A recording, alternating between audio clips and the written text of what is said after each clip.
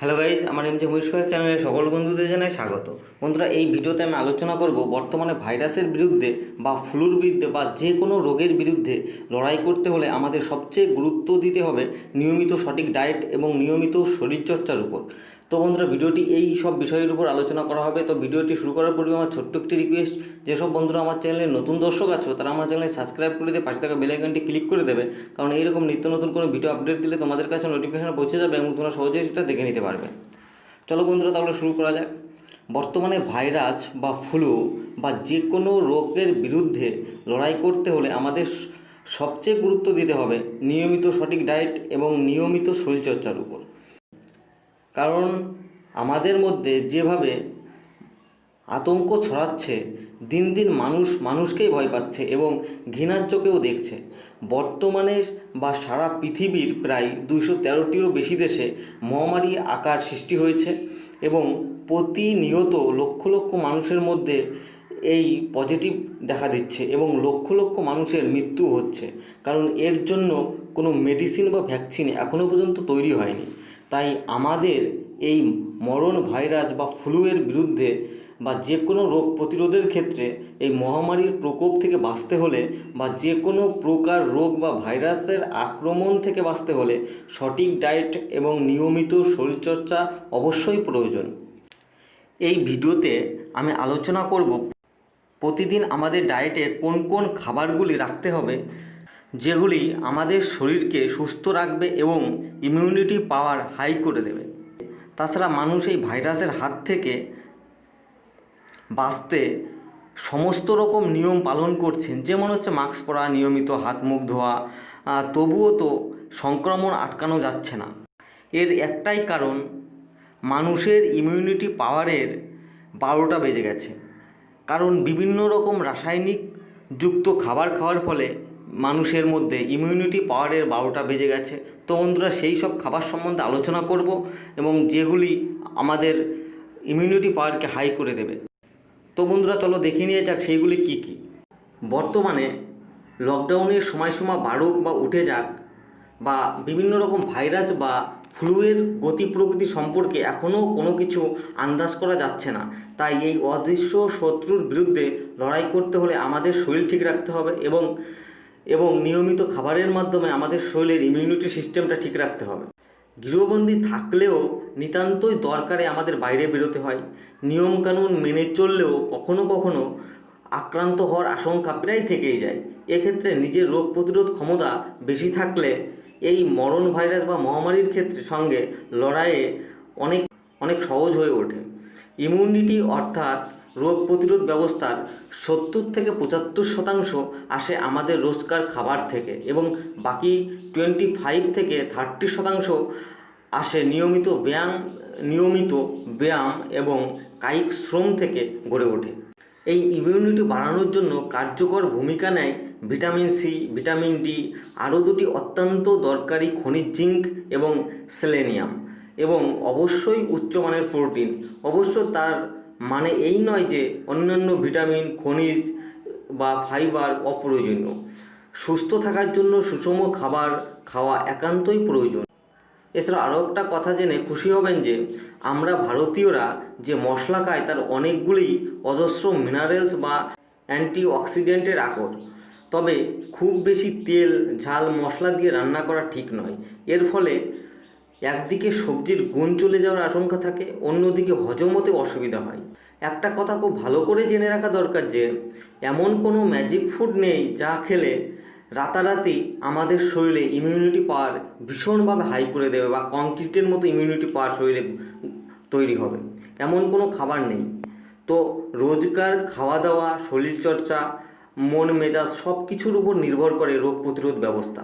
তাই সঠিক খাবার নির্বাচনের সঙ্গে সঙ্গে নিয়মিত এক্সারসাইজ এবং স্ট্রেস মুক্তির জন্য মেডিটেশন করলে ভালো হয়। এবার দেখে নেব যে আমাদের কোন কোন খাবারগুলি খেতে হবে। যেমন ভিটামিনে ভরপুর ফল খেতে হবে। যেমন হচ্ছে ভিটামিন সি এর প্রসঙ্গ উঠলেই আমরা মোসম্বি বা কমলা লেবুর কথা ভাবি, কিন্তু জেনে রাখুন প্রায় সব রকম ফলে ভিটামিন সি আছে। পাতিলেবু আমলকিতে পর্যাপ্ত পরিমাণে ভিটামিন সি পাওয়া যায়। আঙুর, পেয়ারা, আপেল, পেঁপে, শসা, কলা, তরমুজ, যা ফল পাওয়া যাবে কিনে আনুন। সপ্তাহে 1 দিন বা 2 দিনের বেশি বাজারে না যাওয়াই ভালো হবে। কিনে রেখে দিতে পারেন। রোজ নিয়ম করে অন্তত 2-3 রকম ফল খাওয়া উচিত। রোজ ফল খেতে ভালো না লাগলে দই খেতে পারেন। এছাড়াও যেসব সবজি রয়েছে আমাদের খেতে হবে সেগুলি হচ্ছে বেগুন, কুমড়ো, ঢ্যাঁড়স, টমেটো। অবশ্যই এগুলি খেতে ভুলবেন না, কারণ লকডাউনের সময় মনের মতো সবজি পাওয়া খুবই মুশকিল। তবে বাজারে বেগুন, কুমড়ো, পটল, ঢ্যাঁড়স, গাজর, টমেটো পাওয়াই যাচ্ছে। 1 সপ্তাহের মতো কিনে রাখা যায়। অনেকেই ভাবেন বেগুনের কোনো উপকারিতা নেই, কিন্তু জেনে রাখুন এই সবজিতে পর্যাপ্ত পরিমাণে ভিটামিন, মিনারেলস এবং ফাইবার আছে। মাঝে মাঝে কমলি শাক, নোটে শাক, লাউ, কুমড়ো শাক ইত্যাদি খাওয়া যায়। রোগ প্রতিরোধ ক্ষমতা বাড়াতে টমেটোর উল্লেখযোগ্য ভূমিকা আছে। চেষ্টা করুন প্রতিটি রান্নায় টমেটো দেওয়ার। তবে অনেকে কাঁচা টমেটো খান, এই সময় কাঁচা স্যালাড না খাওয়াই ভালো। বাজার থেকে কেনা সবজি, শাকসবজি, ফলমূল ভালো করে জলে ধুয়ে নিয়ে শুকিয়ে তবেই ফ্রিজে রাখতে হবে। অনেকেই সবজি খাওয়া পছন্দ করেন না, কিন্তু গৃহবন্দী অবস্থায় কেবল আলু আর ভাত রুটি খেলে ওজন বাড়ার সঙ্গে সঙ্গে ডায়াবেটিসের ঝুঁকি বাড়ে। তাই ডাল ও সবজি খাওয়া অবশ্যই দরকার। আর লকডাউনের বাজারে খিচুড়ি একটি অত্যন্ত পুষ্টিকর এবং মুখরোচক খাবার। 2-3 রকম ডাল সহযোগে খিচুড়ি প্রোটিন এবং ভিটামিনে ভরপুর। তবে সপ্তাহে 1 দিনের বেশি খিচুড়ি না খাওয়াই ভালো। এছাড়াও রয়েছে আমাদের যেসব খেতে হবে সেগুলি, যেমন হচ্ছে হলুদ, কালো জিরে, আদা, রসুন, এগুলো অবশ্যই খেতে ভুলবেন না। যেমন হলুদ ছাড়া ভারতীয় রান্না হয় না বললেই চলে। ক্যারকুমিন শব্দটা খুব চেনা না হলেও হলুদের প্রধান উপাদান হলো এই ক্যারকুমিন। এটি একটি অত্যন্ত উচ্চমানের অ্যান্টিঅক্সিডেন্ট। তাই রোগ প্রতিরোধ ব্যবস্থাকে জোরদার করতে নিয়মিত হলুদ খাওয়া উচিত। সকালে খালি পেটে কাঁচা হলুদ আর 1 গ্লাস গরম জলে একটা গোটা পাতিলেবুর রস মিশিয়ে খেতে হবে। বিভিন্ন রকম ভাইরাস বা ফ্লু ছাড়া যে কোনো অসুখকে দূর করার অন্যতম উপায় এইভাবে ইমিউনিটি বাড়ানো। রসুনে থাকা ভিটামিন সি, ভিটামিন বি6, ম্যাঙ্গানিজ আমাদের শরীরের জন্য অত্যন্ত উপকারী। এছাড়াও রান্নায় ব্যবহৃত আদায় থাকা ভিটামিন সি, ভিটামিন বি6, আয়রন, পটাশিয়াম, ম্যাগনেসিয়াম হলো ইমিউনিটি বুস্টার হিসাবে বলা হয়। কালো জিরেতে থাকে নানান মাইক্রো নিউট্রিয়েন্টস। বাঙালি রান্নায় কালো জিরে ব্যবহার করা হলে বিদেশে এই মশলার ব্যবহার ছিল না, কিন্তু ইদানিং ইউরোপ এবং আমেরিকায় কালো জিরের তেল খাওয়ার প্রচলন শুরু হয়েছে। চেষ্টা করুন রান্নায় কালো জিরে ব্যবহার করার। রান্নায় আদা, রসুন, হলুদ, কালো জিরে ব্যবহার করা দরকার। এছাড়া নিয়ম করে কাঁচা হলুদ এবং রসুন খাওয়া অবশ্যই উচিত। এছাড়া প্রতিদিন সকালে উঠে খালি পেটে 1 গ্লাস গরম জলে একটি পাতিলেবুর রস, 1 টুকরো আদা ও রসুন পেষে এবং 1 টুকরো হলুদ বাটা একসঙ্গে মিশিয়ে খেয়ে নিন। এছাড়াও 8 চামচ হলুদ বাটা বা গুঁড়ো এবং 4-1 চামচ কালো জিরে গুঁড়ো লেবুর জলে মিশিয়ে পান করলে ভালো উপকার পাওয়া যায়। এটি খেলে ইমিউনিটি বাড়বে এবং বিভিন্ন রকম ভাইরাস বা ফ্লুকে জব্দ করতে এটি ভীষণভাবে সাহায্য করবে। এছাড়াও দই খেতে ভুলবেন না। ল্যাক্টোব্যাসিলাস গোত্রের বন্ধু ব্যাকটেরিয়া আমাদের রোগ জীবাণুদের বিরুদ্ধে লড়াই করতে সাহায্য করে এবং ল্যাক্টোব্যাসিলাস অ্যাসিডোফিলাস এবং ল্যাক্টোকক্কাস ল্যাকটিক ক্রিমোরিস জাতীয় এই বন্ধু ব্যাকটেরিয়া থাকে দইয়ে। তাই প্রতিদিন দই খাওয়া উচিত। সকালে জলখাবারে দই রাখতে পারেন। এটা কিন্তু টক দই রাখতে হবে, মিষ্টি দই রাখলে হবে না।